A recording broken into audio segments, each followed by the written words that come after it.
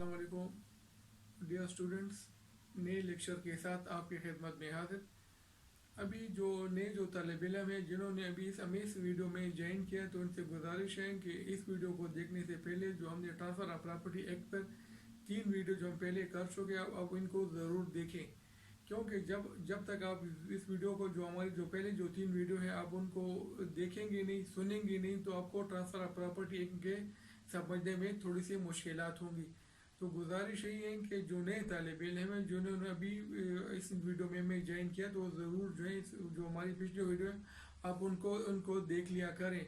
जब आप पिछली वीडियो को देखेंगे तो आपको ट्रांसफ़र ऑफ प्रॉपर्टी एक्ट है उसके समझने में बहुत आसानी होगी, क्योंकि हमने उसमें ट्रांसफ़र की डिफिनेशन, ट्रांसफ़र को भी डिफ़ाइन किया, प्रॉपर्टी को भी डिफ़ाइन किया, और सारी जो बेसिक चीज़ें हमने उनको प्रॉपर तरीके से हमने उसको डिफ़ाइन कर चुके हैं। इसके साथ जो दूसरी गुजारिश हुई है कि जो अभी आप जो तालिब इल्म ये वीडियो देख रहे हैं, या जिन्होंने पहले वीडियो देखी है और हमारे इस चैनल को सब्सक्राइब नहीं किया, तो हमारे इस चैनल को सब्सक्राइब भी करें। सब्सक्राइब करने का ये फ़ायदा होगा कि हमारे जितने भी चैनल और वीडियो हम अपलोड करेंगे वो आपको फौरी तौर पर जो है वो मिल जाया करेंगे, आपको उनकी जो इन्फॉर्मेशन बर वक्त पहुँच जाया करेंगे कि जो नई वीडियो है वो अपलोड हो चुकी है। और इसके साथ आप इसको लाइक भी करें और शेयर भी करें। तो जब आप इसको लाइक और शेयर करेंगे तो ज़्यादा से ज़्यादा तलबा को, या ऐसे जो हजरात हैं जो जो ट्रांसफ़र ऑफ प्रॉपर्टी एक्ट या एग्ज़ामिनेशन के हवाले से या अपनी जॉब के हवाले से लिए उनको ट्रांसफ़र ऑफ प्रॉपर्टी का मुताला करना ज़रूरी होता है, तो उनको भी ये वीडियो उन तक भी ये वीडियो पहुँचेगी। तो इस तरह हमने जो इल्म का सफ़र शुरू किया है, इल्म का सफ़र जो हमने शुरू किया है, ये ज़्यादा से ज़्यादा लोग जो है इससे मुस्तफ़ीद हो सकेंगे। स्टूडेंट्स, इस सेक्शन को थोड़ा सा दोबारा से रिपीट कर दें ताकि आपको पढ़ने में और समझने में आसानी हो। बेरग अपने सामने रखें। Section 35, election when necessary, where a person professes to transfer property which he has no right to transfer. इसको हम पहले एक्सप्लेन कर चुके हैं कि जब कोई बंदा एग्रीमेंट करते हैं, कॉन्ट्रैक्ट करते हैं कि किसी की प्रॉपर्टी को ट्रांसफ़र करे जो उसकी अपनी प्रॉपर्टी, जो उसकी अपनी मलकियत नहीं होती है, जिसमें इसका अपना कोई राइट नहीं होता है, जैसा कि हमने इससे उसमें इलस्ट्रेशन में हमने वजाहत कर दी थी। And as a part of the same transaction, अब सेम ट्रांजेक्शन को थोड़ा सा हम एक्सप्लेन करेंगे कि जो दस्तावेज लिखी जा रही है वो इसी नोयत, इसी एक ही लेन देन से मुतालिक होनी चाहिए। इस तरह नहीं है कि कोई इसमें कोई और लेन देन हो, कोई और लेन देन या कोई और मामला जो है उसका जिक्र नहीं होगा, और ना ही इसका कोई ताल्लुक होगा। सेम ट्रांजेक्शन होगी जिस समय हमने इलस्ट्रेशन में कह दिया कि मकान के बदले में आपने 50 लाख रुपए के बदले में बी को जो है अपना मकान सी को देना होगा। अब एक ही मामला होगा, ये नहीं कि एक जो है किसी और मामले में 50 लाख रुपए बी को दे रहे हैं। तो ऐसे इसलिए वो कह रहे हैं कि as a part of the same transaction, same transaction का मतलब है कि एक ही लेन देन है, कोई और लेन देन, कोई और मामला नहीं होगा। इसको थोड़ा सा समझ लें सेम ट्रांजेक्शन को। Confers any benefit on the owner of the property, और उसके बदले में जो है उसको कुछ बेनिफिट जो है जो ओनर ऑफ द प्रॉपर्टी है उसको बेनिफिट देते हैं। जिस तरह कि हमने इलस्ट्रेशन में कह दिया है कि एक जो है वो कॉन्ट्रैक्ट करते हैं, प्रोफेस करते हैं बी के साथ, और उसको ये कहते हैं कि आप 50 लाख रुपए ले और अपना जो मकान है वो आप सी को दें। अब जो बेनिफिट है वो 50 लाख रुपए जो है उसको कन्फर है, उसको जो ओनर ऑफ द प्रॉपर्टी उसको दे रहे हैं। Such owner must elect either to confirm such transfer और टू डिसेंट फ्रॉम इट। तो अब जो ओनर है, जिस तरह हमने रजिस्ट्रेशन में कह दिए बी है, तो अब बी के पास ये इख्तियार है कि इसमें या तो जो जो जो ऑफर है उसको रिजेक्ट करे या एक्सेप्ट करे। And in the latter case he shall relinquish the benefit so conferred. अगर उसने दूसरे केस में जो इस ऑफर को रिजेक्ट कर दिए हैं, तो फिर जो उसका जो बेनिफिट है जो 50 लाख रुपए है उसने वापस जो है फिर एक को वापस या रिवर्स करने हैं, उसको वापस करने हैं। And the benefit so relinquish revert to the transferor. अब जो बेनिफिट है जो उसको वापस करेगा जो ट्रांसफरर है, यहाँ पर तो ट्रांसफर जो मुराद ली जाएगी वो ए से मुराद ली जाएगी, जो ट्रांसफरर है वो ए है, यानी जो बेनिफिट है वो या तो ए को वापस जाएगा, और his representative if he has not been disposed of, या फिर इसका जो रिप्रेजेंटेटिव होगा, जो उसका नुमाइंदा, उसको 50 लाख रुपए जो है उसको वापस जाएंगे।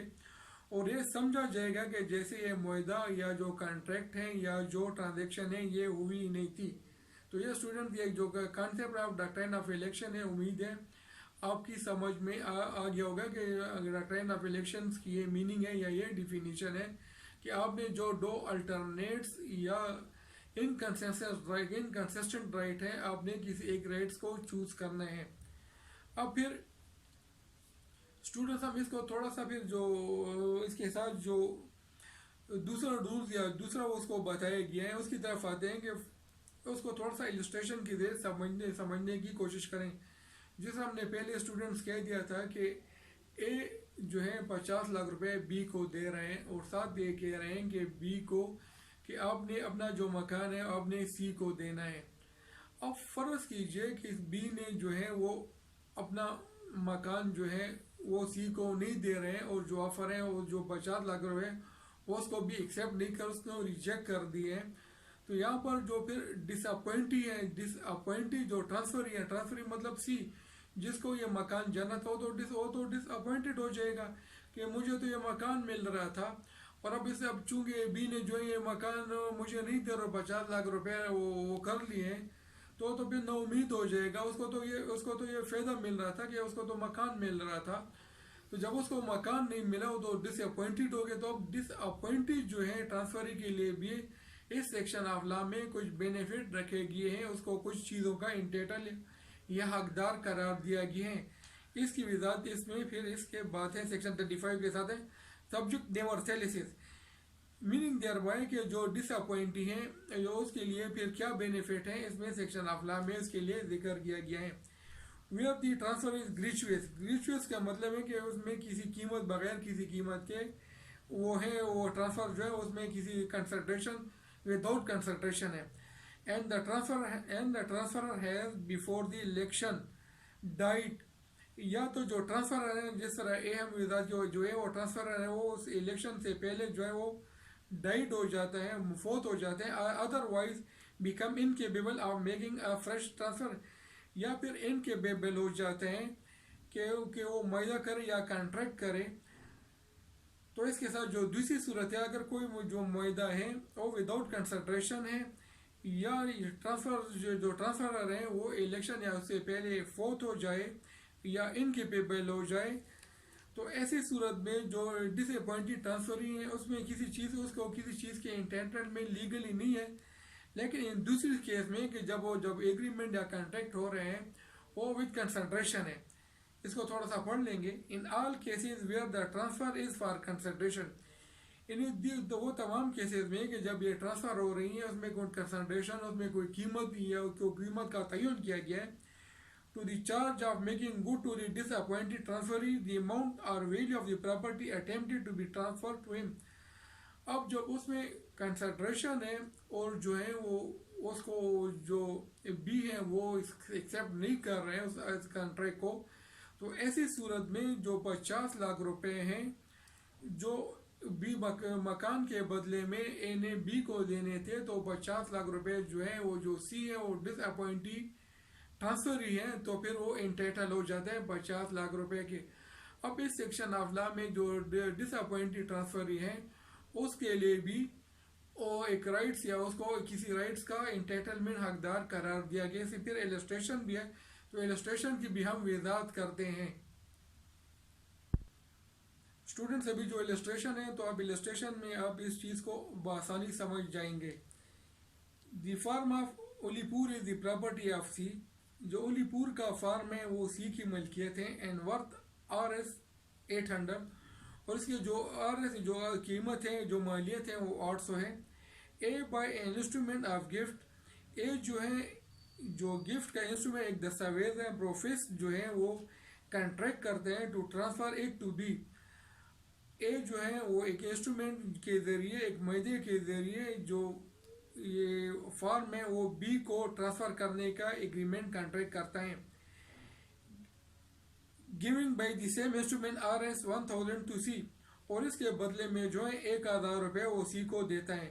सी रिटेन टू द फॉर्म, अब सी जो है वो जो फॉर्म है वो अपने पास रख लेता है। For feet the gift of RS 1000, अब ऐसी सूरत में जो सी को जो 1,000 रुपये नहीं मिलेंगे, क्योंकि तो ऑलरेडी जो है वो फॉर्म को अपने पास रख लिए हैं और जो है उस ऑफर को एक्सेप्ट नहीं किया है। फिर in the same case A dies before the election, इसी तरह एक दूसरे केस में, एक सेम केस में, इसी तरह नोएट केस में ए डाइज बिफोर द इलेक्शन, ए जो है इलेक्शन से पहले या चुनाव से पहले जो वो फौत हो जाते हैं। His representative must out of the RS 1000 पे RS 800 टू बी। अब ऐसी सूरत में ए जो है वो इलेक्शन से पहले फौत हो जाते हैं, तो इसका जो रिप्रेजेंटेटिव है वो बी को 1,000 में से 800 रुपये जो है वो बी को वापस देंगे। बी जो डिसअपॉइंटी ट्रांसफरी है। अब इसके साथ एक रूल्स की भी वजाहत की गई है। The rules in the first paragraph is section. The rules in the first paragraph of this section applies whether transfer does or does not believe that which he professed to transfer to be his own. अब इसमें इस चीज़ की भी वजाहत की गई है कि अगर ट्रांसफरर को ये मालूम हो या ना हो कि प्रॉपर्टी जो मुंतकिल कर रहा है इसकी अपनी है या नहीं, या गलती से या किसी और वजह से भी, तो इसका जो रूल्स हैं, जो प्रिंसिपल हैं, वो इस पर लागू होगा। अब इसके साथ स्टूडेंट्स थोड़ा सा और भी हैं, उसको भी पढ़ लेते हैं। A person taking no benefit directly under a transaction but deriving a benefit under it indirectly need not elect. अब इसको हम एक इलस्ट्रेशन के जरिए जो हम इसको हम वो करेंगे, वजाहत करेंगे। फर्ज कीजिए ए जो है 50 लाख रुपए दिए बी की बीवी को या बी के बेटे को, तो ऐसी सूरत में है बी के पास वो नहीं है, बी जो है वो लीगली बाउंड नहीं है कि इन चीज़ों में जो है वो इस ऑफर को, जिस कॉन्ट्रैक्ट को एक्सेप्ट करे या रिजेक्ट करे, क्योंकि जो पेमेंट है उसको डायरेक्टली जो है वो बी को मिलनी चाहिए। जैसे हमने कहा करके फर्ज का बी की बजाय ए ने बी की बीवी को या बी के बच्चों को जो 50 लाख रुपए दिए, तो फिर ऐसी सूरत में जो बी है वो बाउंड नहीं है कि वो उस 50 लाख के इन चीज़ों में जो ऐसा जो कॉन्ट्रैक्ट है उसमें किसी एक चीज़ का चुनाव करे। पेमेंट जो है एक ही सेम ट्रांजेक्शन में नीचे उसको डायरेक्टली मिलनी चाहिए। अगर इनडायरेक्ट है, बीवी बच्चों के जरिए, किसी थर्ड पर्सन के जरिए है, तो ऐसी सूरत में जो है वो बी को जो है वो इलेक्शन करने की या इन्हें जो है चुनाव करने की कोई ज़रूरत नहीं है। अब स्टूडेंट्स इसमें एक और पॉइंट्स की भी वजाहत है कि फ़र्ज कीजिए एक पर्सन जो इंफरादी हैसियत में है, वो उसके पास दो स्टेटस है। एक स्टेटस इंडिविजुअल का है और एक स्टेटस जो है वो किसी ट्रस्ट का है या एज ए गार्डियन का है। तो इसके पास फिर जो है ये इख्तियार है कि वो किसी एक कैपेसिटी में जो है एक चीज़ को इलेक्ट करे या एक चीज़ को रिजेक्ट करे। एक कैपेसिटी इंडिविजुअल की सूरत में जो है वो एक्सेप्ट भी कर सकते हैं या किसी ट्रस्टी की सूरत में या गार्डियन की सूरत में इसको रिजेक्ट भी कर सकते हैं। उसके पास दोनों पर इख्तियार है। इसी इख्तियार को इस सेक्शन ऑफ लॉ में बयान किया गया है। पढ़ लेते हैं इसको। A person who in his own capacity takes a benefit under the transaction may in another descent therefrom। जिस तरह भी मैंने कह दिया है कि अगर इंडिविजुअली इंफरादी तौर पर वो किसी एक को एक्सेप्ट भी कर सकते हैं और किसी दूसरी हैसियत में उसको जो है वो रिजेक्ट भी कर सकता है। अब स्टूडेंट इस सेक्शन 34 में एक्सेप्शन का भी जिक्र गया, इसको भी थोड़ा सा वो करें, लेकिन वो इलस्ट्रेशन से पहले इसको रीड आउट कर लेते हैं जो रिलेवेंट सेक्शन है, फिर हम इसको इलस्ट्रेशन की इसके वजाहत करेंगे। Exception to the last preceding 4 rules where a particular benefit is expressed to be conferred on the owner of the property which the transferor profess to transfer and such benefit is expressed to be in lieu of that property. If such owner claims the property, he must relinquish the particular benefit, but he is not bound to relinquish any other benefit conferred upon him by the same transaction। अब इसको हम थोड़ा सा वजाहत वो कर देते हैं एक इलस्ट्रेशन के ज़रिए ताकि समझने में आसानी हो।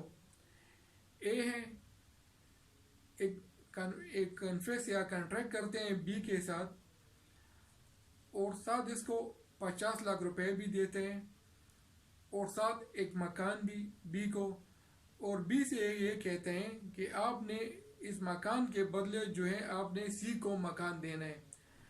अब दो वो बेनिफिट वो है वो बी को दे रहा है। एक जो बेनिफिट है 50 लाख रुपए के हैं और दूसरा जो है वो मकान के हैं। और साथ जो दस्तावेज है उसमें ये तहरीर की जा रही है कि बी जो है ए ने जो मकान बी को दिया है इस मकान के बदले जो है अपना मकान सी को देगा। अब फर्ज कीजिए बी जो है वो इस ऑफर को एक्सेप्ट नहीं करते हैं, इसका चुनाव नहीं करते हैं, तो बी को फिर मकान जो है ए को वापस करना होगा। 50 लाख रुपए जो है उसको, क्योंकि मकान के बदले उसने अपना मकान जो है वो सी को देना था। अब चूंकि वो तो मकान दे नहीं रहे तो फिर जो ए के पास जाएगा वो 50 लाख रुपए नहीं जाएगा बल्कि वो मकान जाएगा। तो इस सेक्शन ऑफ लॉ में इस एक्सेप्शन का जिक्र किया गया है। स्टूडेंट्स, अभी जो हमने सेक्शन 35 को हमने रीड किया है, इसके साथ इलस्ट्रेशन जो है हम वो आपके सामने बयान किए। तो अब इसमें फिर जो एक्सेप्टेंस है या रिफ्यूज़ल है, इस आइंदा जो पैराग्राफ है उसमें इसके मुतालिक बताए जा रहे हैं कि जो बी है या कोई भी बी की जगह कोई भी फ़र्ज कीजिए कोई वो है बी की जगह कोई ना कोई बी की जगह कोई ना कोई फ़र्ज कीजिए कोई और बंदा है। सेक्शन 35 का नेक्स्ट पैराग्राफ पढ़ते हैं। Acceptance of the benefit by the person on whom it is conferred constitute an election by him to confirm the transfer, if he is aware of his duty to elect and of those circumstances which would influence the judgment of a reasonable man in making an election, or if he waives inquiry into the circumstances. Such knowledge or waiver shall, in the absence of evidence to the contrary, to be presumed if the person or whom the benefit has been conferred has enjoyed it for 2 years without doing any act to express dissent. Such knowledge or waiver may be inferred from any act of his which render it impossible to place the person interested in the property professed to be transferred in the same condition if such act has not been done. अब students इसमें इस चीज़ का जिक्र किया गया है कि जो चुनाव है वो एक्सप्रेस भी हो सकता है और इम्प्लाइड भी हो सकता है। अब एक्सप्रेस तो इस तरह से हो सकता है कि वो खुद मान ले, वो तो वादे तौर पर वो कह दे कि मैंने ये जो है ये मकान जो है मैंने एक जो 50 लाख रुपए ले लो, उसके बदले मैंने जो ये मकान है वो सी को दे दिया है, एक्सप्रेस है। फिर ऐसे दीगर अगर फर्ज किसी जगह पर एक्सप्रेस ना हो, चुनाव जो एक्सप्रेस ना हो, तो किसी और फिर किस तरह किस तरह जो इम्प्लाइड किसको प्रिज्यूम किया जाएगा जो चुनाव है सिलेक्शन है वो हो गया है। तो अब इसमें जो दो सूरतें हैं जिसमें जिक्र किया गया वो तो ये है कि फ़र्ज कीजिए ए ने 50 लाख रुपए बी को दे दिए कि वो अपना मकान जो है वो सी को देगा। बी कुछ ना बोला, खामोश रहा, तो ये मान लिया जाएगा कि जो ट्रांसफ़र है उसने ट्रांसफ़र को मान लिया है इम्प्लाइड तरीके से। जहाँ पर वो 2 साल तक, या दूसरी इस तरह मिसाल है कि जहाँ पर 2 साल तक वो उसको एंजॉय करता रहा, ना तो इनकार किया और ना ही इकरार किया, बल्कि 50 लाख रुपए अपने ज़ेर इस्तेमाल रखे उसको एंजॉय किया, तो ये मान लिया जाएगा कि इसने जो है इस चुनाव को जो है वो एक्सेप्ट कर लिया गया है, या इसको इस्तेमाल कर लिया, या अपने पास रख लिया, इस्तेमाल खामोश रहा, अपने पास रख लिए, या इसको इस्तेमाल कर लिया। तो ऐसी सूरत में ये प्रिज्यूम किया जाएगा कि इसने जो ये कॉन्ट्रैक्ट है या जो ये सिलेक्शन है इसको एक्सेप्ट कर लिया गया। इस तरह फिर इसमें इलस्ट्रेशन दी गई है। इलस्ट्रेशन की तरफ आते हैं। A transfer to B an estate to which C is entitled. A जो है वो एक स्टेट है, वो बी को ट्रांसफर कर रहे हैं। A transfer to B an estate to which C is entitled and as a part of the same transaction give C and coal mine, और इसके बदले जो है वो सी को कोल माइन जो है वो देता है। C takes possession of the mine, C जो है उस जो कोल माइन है उसका पोजीशन ले लेते हैं। एंड एग्जॉस्टेड उसको इस्तेमाल कर लेता है। He has therefore confirm the transfer of this state B. अब इस तरह जो है ये कंफर्म कर लेता है। नेक्स्ट है, if he does not within 1 year after the date of transfer signify to the transfer or his representative his intention to confirm or dissent from the transfer। अब वो तो 1 साल के अंदर ना तो ट्रांसफरर को और ना इसको रिप्रेजेंटेटिव को जो है वो कोई इंटीमेशन देते हैं, जैसी सूरत में भी ये कंफर्म कर लिया जाता है कि जो चुनाव है या जो है उसने इसको एक्सेप्ट कर लिया है। The transferor or his representative may, upon the expiration of that period, require him to make his election, and if he does not comply with such requisition with a reasonable time after he has received it, he shall be deemed to have elected to confirm the transfer। अब illustration जो है वो coal mine का, और coal mine को वो exhaust कर लेता है, तो ऐसी सूरत में जो है वो फिर जो चुनाव है वो चुनाव इनेक्ट हो जाता है, और ऐसी सूरत में जो बी है वो उसका मलकियत का हकदार, इंटाइटल का हकदार हो जाता है। फिर जो नेक्स्ट जो पैराग्राफ जिसको हमने पढ़ा है इसमें स्टूडेंट्स रिक्विजिशन का जिक्र किया गया है। रिक्विजिशन का जिक्र इस तरह किया गया है कि फ़र्ज़ कीजिए कि ए ने बी को पेमेंट दी और बी उसके बदले जो बी ने मकान या जो चीज़ भी है वो सी को देना है, लेकिन अगर वो फिर 1 साल तक खामोश रहता है और इस दौरान फिर जो है उसको फिर एक नोटिस दिया जाता है। इसको थोड़ा सा मैं दोबारा भी वो सेक्शन ऑफ लॉ को इस जो 2 पैराग्राफ है इसको मैं दोबारा कर लूँगा तो आपको समझने में ऐसा, क्योंकि ये रिक्विजिशन का कह रहे हैं कि आपने कितने पीरियड में जो है आपने इसको रिक्विजिशन देनी है। अगर रिक्विजिशन की रिप्लाई नहीं तो क्या मान लिया जाएगा कि जो एग्रीमेंट है या जो ट्रांसफ़र है या जो सिलेक्शन है या जो चुनाव है हो गया है। If he does not within 1 year after the date of transfer signify to the transferor or the representative his intention to confirm or dissent from the transfer।